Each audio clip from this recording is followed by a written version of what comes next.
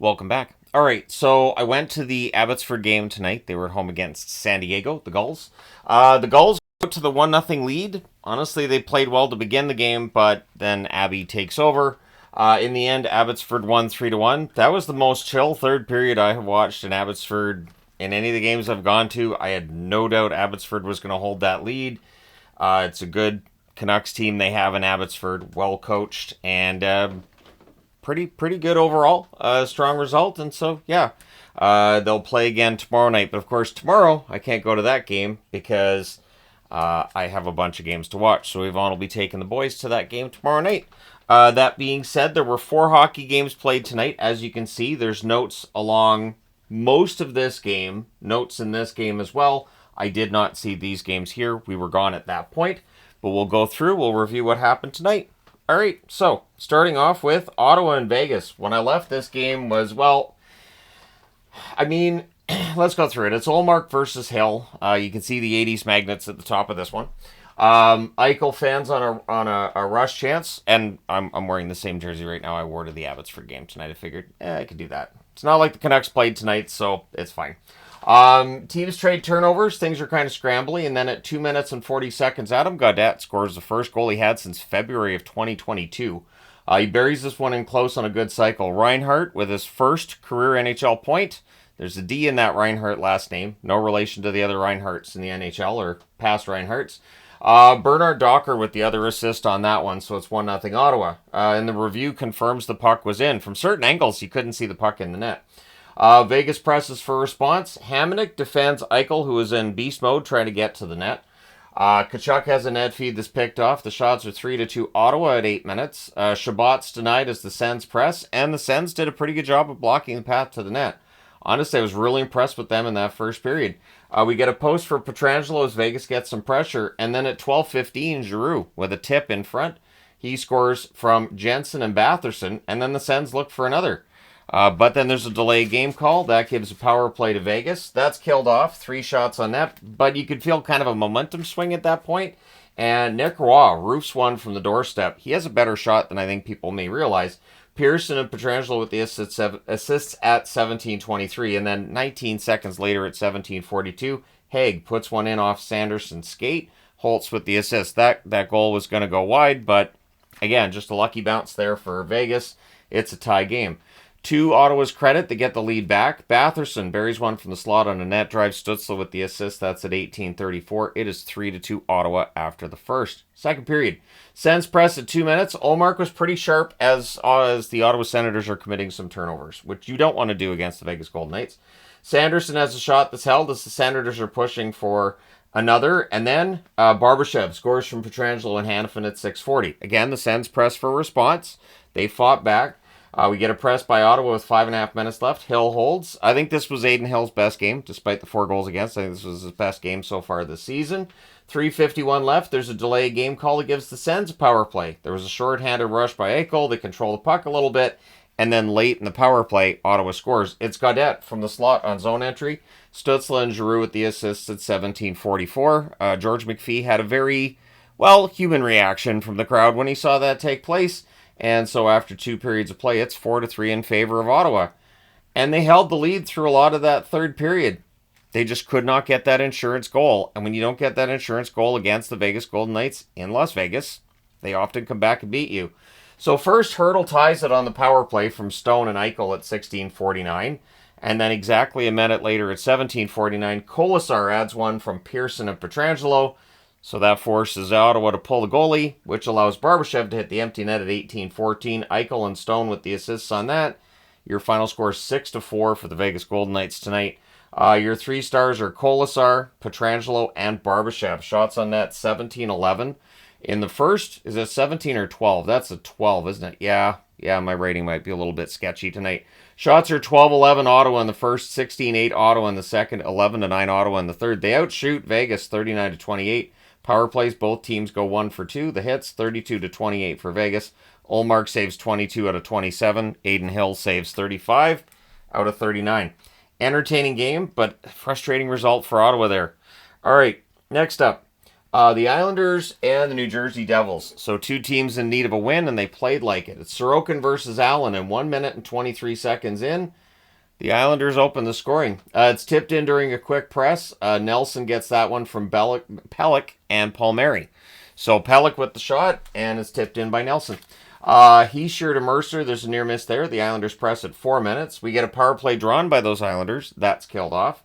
Brad has a wraparound chance that's blocked. The shots are 8-5 for the Islanders at 9 minutes. But at 11:36, Hischier scores, I think it's his 5th goal in the last 5 games. Bratt with the assist.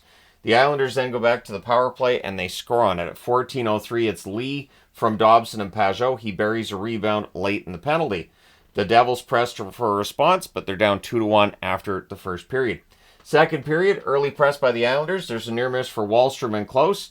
Mayfield has a fight with McDermott. The Devils come out of that with a power play. They don't score on that power play, but Lazar would score to tie the game from Cotter and Siegenthaler at 5:31. It felt like after that fight that McDermott put a little more energy into his team. However, that being said, the Islanders would get the lead right back. New Jersey never had a lead tonight. Palmieri deflects one on a rush from Romanov at 11:28, so that makes it 3-2 Islanders after 2. To the Devils' credit, they do fight back. Bratt scores unassisted at 18:31, so very late in the third period they get the tying goal. In the overtime, the Islanders get that extra point. Horvat from Barzal and Pulick at 1:09 makes your score 4-3 in overtime in favor of the New York Islanders. The 3 stars in this one, Horvat, Bratt, and Sorokin. So Horvat with the game winner, Bratt with the tying goal, and Sorokin the winning goaltender. Shots on net, 13-8 Islanders in the first, 14-12 for New Jersey in the second, 11-4 New Jersey in the third period.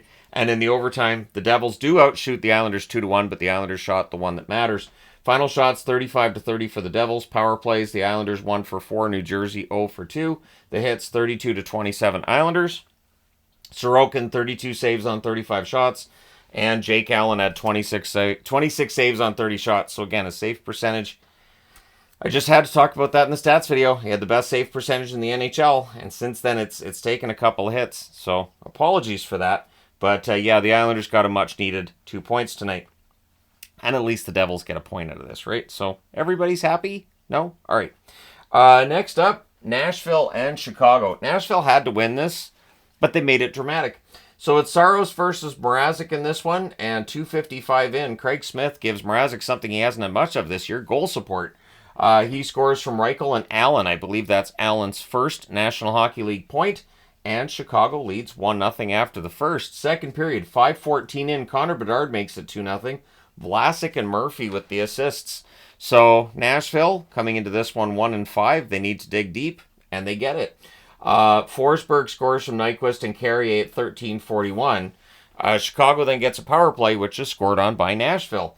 Nyquist gets this one from Carrier and Smith at 16:59. So Gustav Nyquist, who I mentioned in the slow starts category multiple times over the last few days here, I've talked about Nyquist, and he gets goal and an assist tonight. In the third period, Nashville would score on a power play. Shea gets what would prove to be the game winner from Novak and Evangelista at 13:07. Nashville wins 3-2. They've now won back-to-back games. And tomorrow they're in Columbus, correct?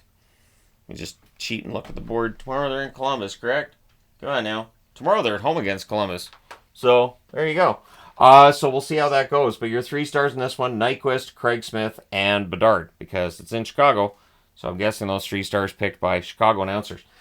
Shots on net, 13-10 Chicago in the first, 14-8 Nashville in the second, 10-8 Nashville in the third. Final shots, 34-29 for Nashville. Power plays, Nashville 1 for 5, Chicago 0 for 5, and they allowed the shorthanded goal by Nyquist. The hits, 21-10 Nashville, so Nashville out-hits them, plays better on special teams, and outscores them, outshoots them. Saros saves 27 out of 29, so another strong game from him after the shutout against Boston. Mrazek, good night for Mrazek, 31 saves on 34 shots. Again, he has not been a problem for Chicago. He's been quite good. The team in front of him has not been. I believe they're 2-5-1 now after tonight's result. But again, this is kind of to be expected with the Chicago Blackhawks. All right, last game of the night, Pittsburgh and Edmonton. And there's your Tony the Tiger Magnet. So it's Bloomquist versus Skinner. And of course, Bloomquist has had a pretty strong run so far as a rookie. And tonight's game, he was very, very busy. That first period has no scoring because Bloomquist. The end. It's just 19 saves in the first period. That's ridiculous. In the second period, basically Edmonton just, it's a shooting gallery in the Pittsburgh net, and Draisaitl eventually breaks the dam at 13 minutes. He scores from Arvidsson and Bouchard, and then at 17:35, Evan Bouchard gets a goal from Arvidsson and Podkolzin. So Arvidsson with his first point of the season, Podkolzin with his first point of the season. This is good news for Edmonton. Not great news for Pittsburgh, of course. Pittsburgh's down 2-0 after the second. Third period, Ryan Nugent-Hopkins scores from Hyman and Ekholm at 16 seconds. So, 16 seconds into the period, Hyman has his first point of the season. So there you go. Some guys who really needed points and goals. Nugent-Hopkins hasn't been scoring at the kind of rate that he was a couple years ago either. So, yeah, great to see if you're an Oilers fan. And then they get a power play they score on at 7 minutes. Matthias Ekholm with a goal, Arvidsson with the assist. So Arvidsson committed tonight with no points. He leaves tonight with 3 helpers. It's not a goal, but it's a start. Your final score in this one's 4-0 for the Oilers. So huge win for them. Tough loss by Pittsburgh. They dropped 2 games below 500. When's something going to happen with Pittsburgh? I could do a video on Pittsburgh over the next few days. We're almost to the point where I need to do a video on that. 3 stars, Arvidsson, Skinner, and Bloomquist. Even though he allowed 4 goals, definitely belongs in the 3 stars. Look at the shots. 19-5 in the first for Edmonton. 20-12 Edmonton in the second. And then 11-10 Edmonton in the third. Final shots, 50-27 for the Oilers. Power plays, 0 for 2 for Pittsburgh, 1 for 2 for Edmonton. The hits, 21-11 for Pittsburgh because they never had the puck. Bloomquist saves 46 out of 50. This is why I care more about save percentage than goals against average. Bloomquist comes out of tonight with a goals against average of 4. That's not good. But saving 46 out of 50 tells you he had a pretty good night. On the other side, Skinner gets a much-needed shutout, 27 saves. His save percentage climbs. He's just a slow starter. It's how Skinner is.